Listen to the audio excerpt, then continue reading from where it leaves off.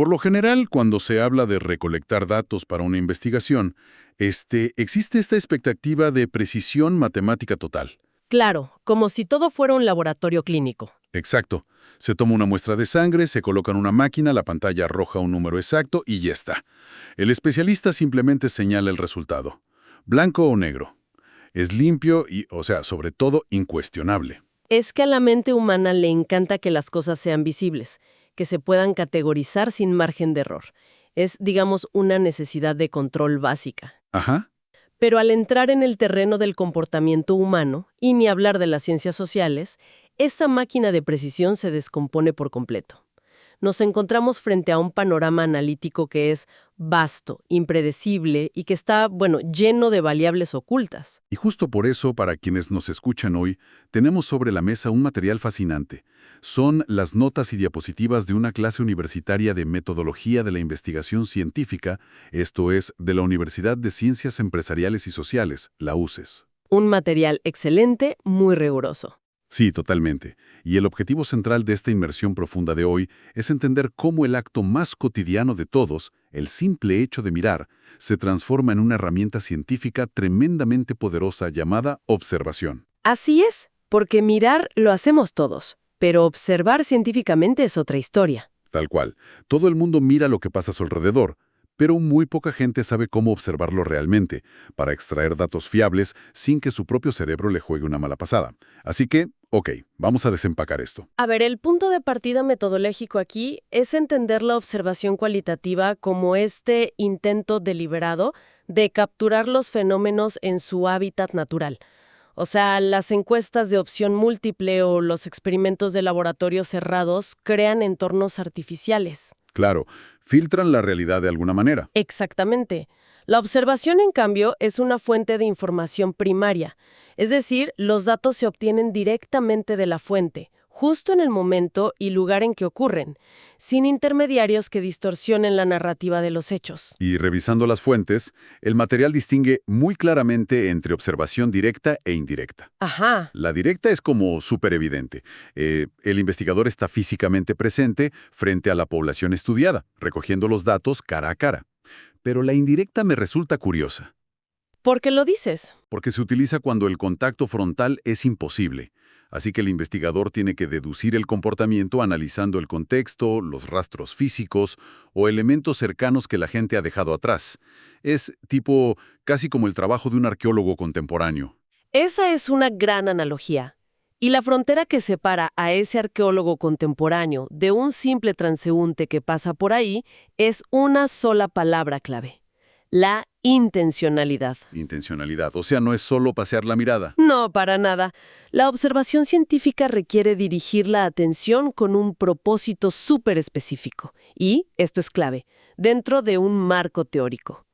El documento clasifica esto en 3 niveles de sistematización. A ver, repasemos eso. El primero es la observación asistemática, que es libre, no tiene un objetivo explícito ni un orden predeterminado en cuanto a qué conductas específicas registrar. Ok, y el segundo nivel sería la semisistemática, donde ya se fijan ciertos objetivos previos, se planifica un poco el tiempo y el orden, pero las conductas que se van a observar aún no están encasilladas en categorías rígidas. Exacto. Y finalmente llegamos a la sistemática.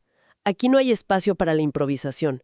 Se agrupa la información bajo criterios prefijados y las conductas a observar están matemáticamente categorizadas. Ahora, al ver estos 3 niveles, te confieso que la observación asistemática me pareció un poco contradictoria. ¿En qué sentido? A ver, si la ciencia busca rigor y datos duros, sentarse a mirar un entorno sin un plan estructurado suena, no sé, más a perder el tiempo en la terraza de un café que a un método científico válido. Es como sentarme a ver pasar a la gente versus sentarme con una planilla a contar cuántas personas piden café descafeinado antes de las 9 de la mañana para ver si abro una cafetería. ¿Acaso la observación asistemática sirve de algo en la ciencia o es solo perder el tiempo? Ese es un malentendido súper común sobre cómo se construye el conocimiento. La observación asistemática no es una pérdida de tiempo en absoluto, es el motor de la lógica inductiva. ¡Ah! Claro, el paso exploratorio. Exacto. Imaginemos a un investigador que entra a estudiar una subcultura urbana completamente nueva o una comunidad muy aislada. No puede llegar con una lista de categorías rígidas, porque literalmente no sabe qué es lo importante en ese ecosistema. Claro, no sabes lo que no sabes. Tal cual. Si fuerza una estructura de forma prematura, se vuelve ciego a la verdadera dinámica del grupo. Porque, digamos, está imponiendo su propia visión del mundo antes de siquiera entender la de los sujetos. Justamente, esa primera fase libre permite que los patrones emerjan de forma natural. Se va de lo particular, o sea, los pequeños detalles sueltos, a lo general, formulando hipótesis. Entiendo. Y una vez que se comprende la topografía básica de ese comportamiento, entonces sí, el investigador pasa a la lógica deductiva. Empieza a diseñar herramientas para una observación sistemática que pondrá a prueba esas hipótesis iniciales. Es como una evolución necesaria, de la exploración libre al control empírico. Exactamente. Pero aquí es donde se pone realmente interesante la clase, porque esa transición nos lleva a un problema enorme detallado en el material. El instrumento principal que utilizamos para recolectar todos estos datos exploratorios, nuestro propio cerebro, viene con fallas de fábrica bastante severas. Uf, sí, demasiadas. La lente a través de la cual miramos el mundo está agrietada por naturaleza. O sea, no somos cámaras de video objetivas. No lo somos.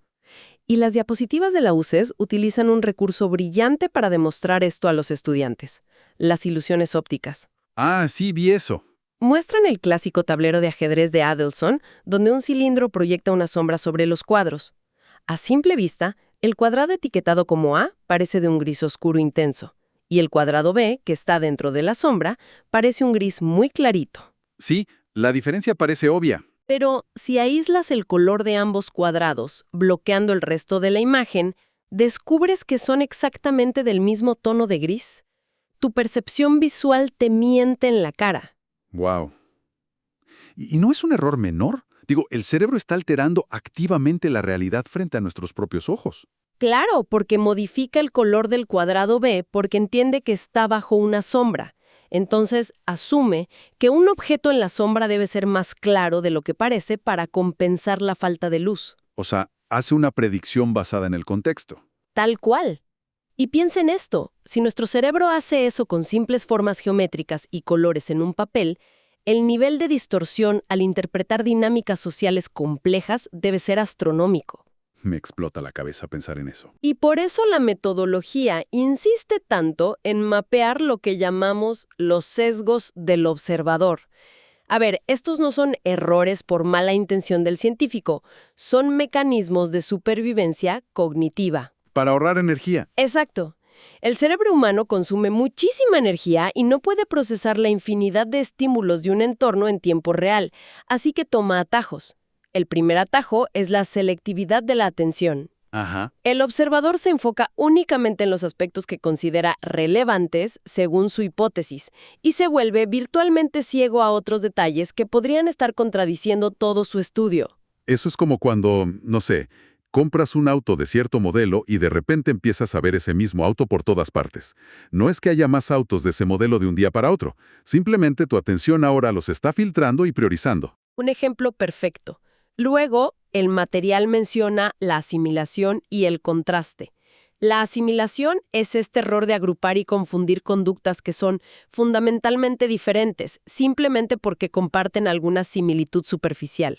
Claro, como meter todo en la misma bolsa, porque agrupar ahorra energía mental, ¿no?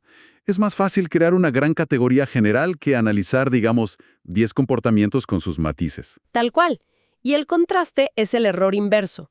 Es cuando el cerebro del observador exagera enormemente las diferencias entre dos hechos para polarizarlos y hacerlos más fáciles de procesar. Pero de todos los sesgos que vimos, el atajo cognitivo que creo que más puede destruir una investigación es el efecto halo. El efecto halo es peligrosísimo. Es un concepto fascinante. Consiste en tomar una sola característica observable de una persona o situación y usarla para teñir absolutamente todas las demás características. En la vida diaria es súper común. El efecto halo es como cuando vemos a alguien vestido con un traje muy elegante y automáticamente asumimos que es organizado, responsable y puntual, aunque en la realidad su escritorio sea un desastre y llegue tarde a todos lados. Claro, El halo de esa buena apariencia inicial ciega todo tu juicio posterior. Se asocian conductas aisladas como si fueran un patrón inquebrantable. ¡Qué locura! Y muy de la mano con esto va el anclaje. Aquí la primera conducta que se registra sirve como un ancla psicológica. Todo lo que el sujeto haga después va a ser interpretado a la luz de esa primera impresión, casi forzando los datos para que encajen. Y entonces, ¿cómo evitan los científicos que sus propias creencias arruinen sus datos? Porque suena a que todo esto culmina en categorizaciones rígidas y expectativas previas. O sea, en el fondo, el observador inexperto siempre termina viendo exactamente lo que quería ver desde el principio. Y ese es el desafío. Pero ojo, la distorsión no es unidireccional. No es solo el cerebro del investigador el que falla y proyecta cosas. Ah, claro. El documento también aborda la otra mitad de la ecuación, los sesgos del observado. Todo esto centralizado en un concepto enorme que es la reactividad. La famosa reactividad. Es la alteración espontánea del comportamiento. Cualquier individuo, en el instante en que es consciente de que está siendo evaluado o registrado, abandona su estado natural. ¿Se pone a actuar? Exacto. Ajusta su conducta para parecer más socialmente aceptable, más eficiente o simplemente diferente a su línea base. En el entorno corporativo, esto es equivalente a cuando los empleados saben que un software está midiendo sus pulsaciones de teclado. De repente, mágicamente, nadie toma pausas. Todos son hiperproductivos. Claro. Y el texto incluso habla de la reactividad recíproca, que es como una retroalimentación donde tanto el investigador como el sujeto alteran su comportamiento mutuamente en una especie de danza artificial. Es un círculo vicioso. Entonces, a ver, si la mente del científico está llena de atajos engañosos y la persona observada se convierte en un actor de teatro, parece imposible obtener datos válidos. Parece, pero hay formas. Para combatir estos sesgos cerebrales y la reactividad, supongo que la respuesta metodológica es cambiar drásticamente el enfoque. El investigador debe elegir una estrategia de campo específica, o sea, el disfraz adecuado para acercarse a su sujeto de estudio. Así es, el diseño de esa estrategia comienza por decidir el tipo de observación. Primero está la observación natural, que es la más purista. Ocurre en el entorno habitual del sujeto, sin ninguna intervención por parte del investigador, buscando capturar el comportamiento crudo. La observación natural es como ser el narrador de un documental de National Geographic, escondido en los arbustos, tratando de pasar totalmente desapercibido para minimizar la reactividad. Exacto. Luego tenemos la observación estructurada, que ya implica acercarse al fenómeno con una guía muy específica. Aquí ya delimitas qué se va a mirar para poder comparar datos empíricos de manera más dura. Ajá. Y un paso más allá es el experimento de campo. A diferencia de un experimento de laboratorio, este se realiza en el entorno natural cotidiano, pero el investigador introduce deliberadamente un pequeño cambio. Manipula una sola variable y observa el efecto dominó en el comportamiento real. Ah, esto me encanta. Es como dejar caer una billetera intencionalmente en una acera muy concurrida para medir empíricamente las tasas de altruismo en diferentes vecindarios. Estás en el mundo real, pero provocando el fenómeno. Un experimento social clásico, sí. Y luego están las inmersiones profundas, que son la observación participante y la autoobservación. La observación participante requiere que el investigador se integre activamente al grupo que está estudiando. Siguiendo con la analogía, esto sería como irte a vivir con la manada de leones. Literalmente, ya no miras desde la distancia, formas parte de las dinámicas diarias. Y el nivel de participación puede ser pasivo, donde estás presente pero interactúas lo mínimo indispensable, o activo, donde maximizas tu rol dentro de la comunidad. Pero el riesgo ahí es súper evidente. Si te integras demasiado activamente para entender la perspectiva interna del grupo, corres el riesgo de perder la objetividad científica. Te vuelves nativo. Te conviertes en parte del fenómeno y tus propios sesgos se amplifican. Pero independientemente del tipo de participación, toda esta estrategia depende de un elemento crucial. O sea, ya tienes tu estrategia y tu nivel de participación. Pero ¿dónde y cómo anotas lo que ves para que sea ciencia y no solo un diario íntimo? Esa es la pregunta del millón. Porque observar sin registrar metódicamente es solo coleccionar anécdotas, no ciencia. Aquí entran las herramientas de la clase. Es donde se define el uso de la lógica deductiva a través de registros cerrados y cuantificables. Claro. La planificación del instrumento de recolección es innegociable. Antes de siquiera pisar el campo, el investigador debe determinar los propósitos exactos, definir la muestra de conductas a aislar y precisar las condiciones físicas y temporales. Y el material de la clase es súper exhaustivo respecto a las herramientas en este cinturón de herramientas del investigador, empezando por la más sencilla de todas, la lista de cotejo. La famosa checklist. Exacto. Consiste en una serie de frases o secuencias de acciones donde el observador se limita a marcar la presencia o ausencia de dicha conducta. Es 100% binario. Y es una herramienta altamente eficiente para evaluar destrezas físicas claras o el cumplimiento de protocolos estandarizados en, digamos, entornos clínicos. Por ejemplo, el cirujano se lavó las manos durante 3 minutos completos, ¿sí o no? No hay espacio para la interpretación ni los grises. Pero claro, cuando se trata de interacciones sociales o emocionales, la lista de cotejo fracasa espectacularmente. Queda muy corta. Si la lista pregunta, no sé, ¿el paciente sonrió durante la entrevista?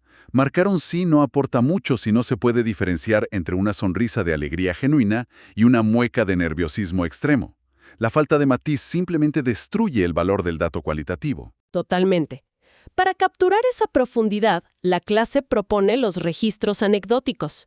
Estos buscan atrapar el contexto. El observador anota de manera muy detallada acciones reveladoras a lo largo de un periodo de tiempo.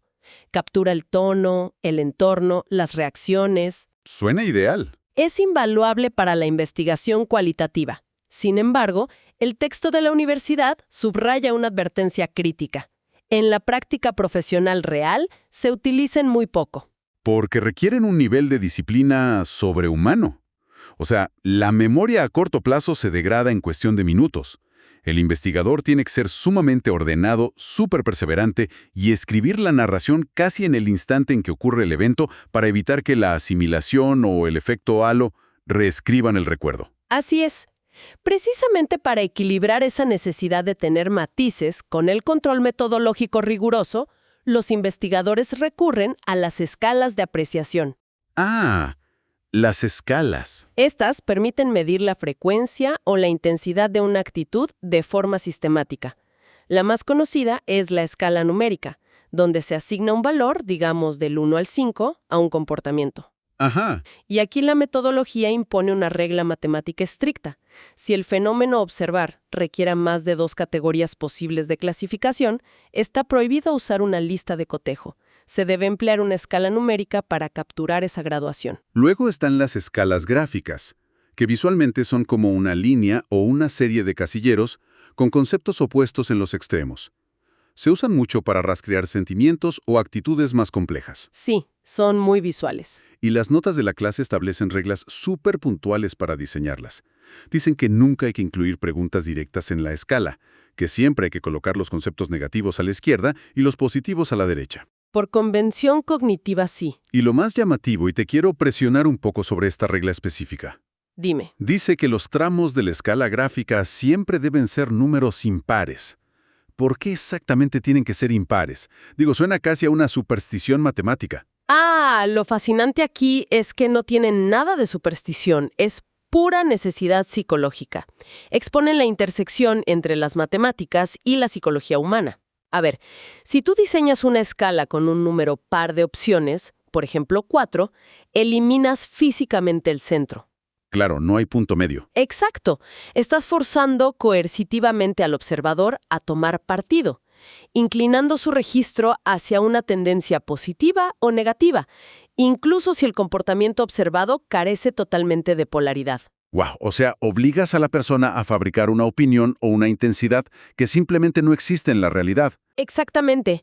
Al utilizar un número impar, como 3, 5 o 7 opciones, garantizas la existencia de un punto neutro absoluto, un punto de indiferencia exacta en el medio de la gráfica. Tiene todo el sentido del mundo.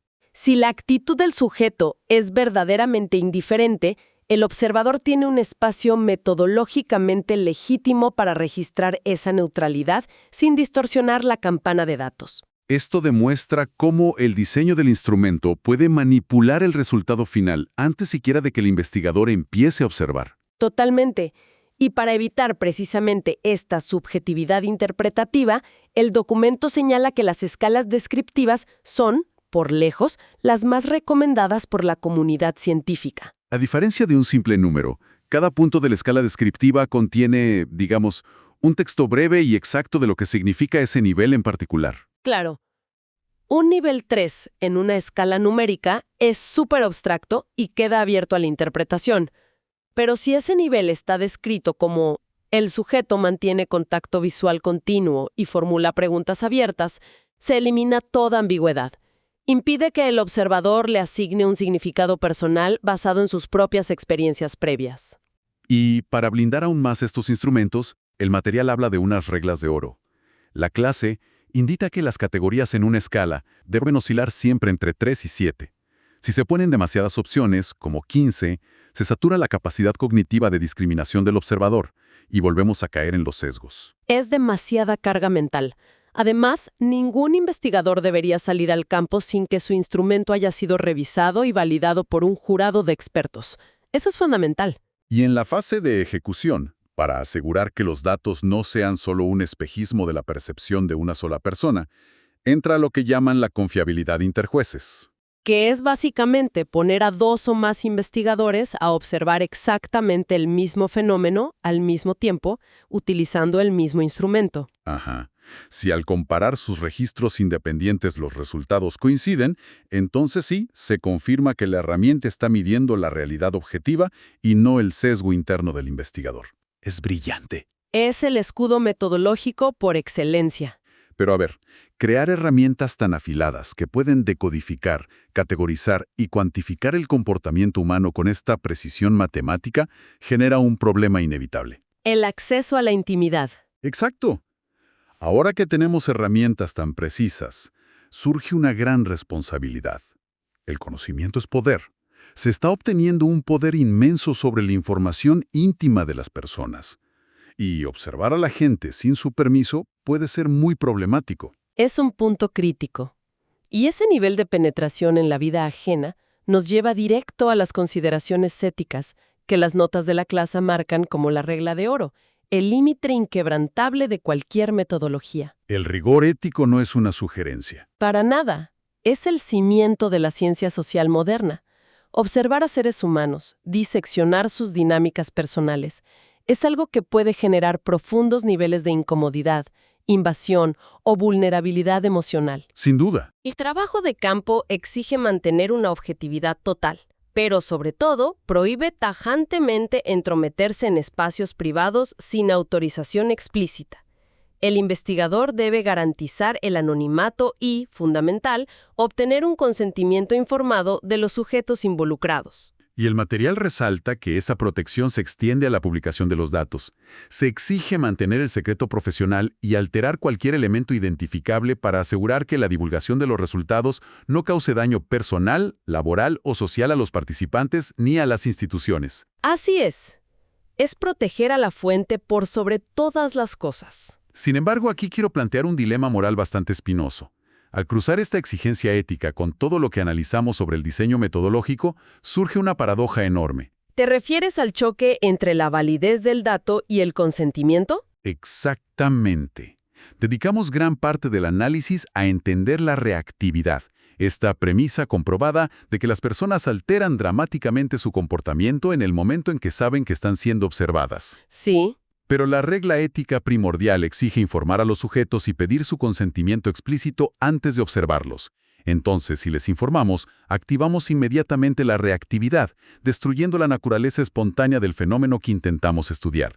No estamos atrapados en una paradoja donde la ética arruina sistemáticamente la precisión científica de la observación natural. Es posiblemente el debate más complejo y antiguo en la investigación cualitativa. Pero la forma en la que la academia intenta desenredar esta paradoja reside en la diferenciación del entorno. ¿A qué te refieres? A la línea entre el espacio público y la expectativa razonable de privacidad. A ver, si un investigador realiza una observación asistemática del flujo de personas en una estación de tren o en una plaza abierta... O sea, espacios donde inherentemente no existe expectativa de privacidad. Exacto. En esos casos, la recolección de patrones generales sin consentimiento suele ser éticamente viable, siempre y cuando no se registre ninguna identidad ni se interactúe con los sujetos. Claro, la calle es un escenario abierto. Pero en el instante en que el entorno se vuelve cerrado, digamos una oficina, un aula de clases o un hospital, o cuando la observación exige identificar individuos específicos para un seguimiento sistemático, el debate termina. Se baja el telón. Es imperativo lidiar metodológicamente con el ruido que genera la reactividad en los datos antes que violar la autonomía y la dignidad de un ser humano. Es una postura fuerte. El avance del conocimiento nunca, bajo ninguna circunstancia, puede estar por encima de los derechos fundamentales de las personas que lo hacen posible. Es una jerarquía de valores clara y necesaria.